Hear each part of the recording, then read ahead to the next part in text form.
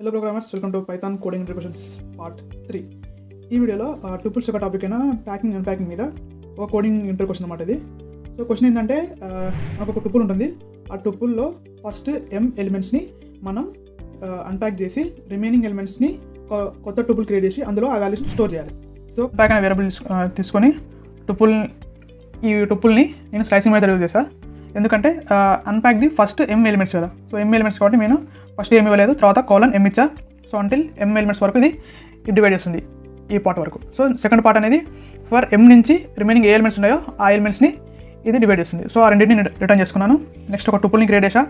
So మన m value వచ్చేసి 4. So m value ఫంక్షన్కి కాల్ చేశాను. సో ఆ ఫంక్షన్కి నేను 2 వేరియబుల్స్ అసైన్ చేశాను, అన్ప్యాక్ రిమైనింగ్. సో జస్ట్ ఇప్పుడు రన్ చేద్దాం. ఫస్ట్ mకి 4 ఇచ్చాను కాబట్టి 1 2 3 4 ఎలిమెంట్స్ అనేవి అన్ప్యాక్ అయినాయి. తర్వాత 4 తర్వాత ఉన్న ఎలిమెంట్స్ 5 6 7 8 కదా. సో 5 6 7 8 అనేది సపరేట్ అయిపోయి కొత్త టుపుల్లా క్రియేట్ అయింది.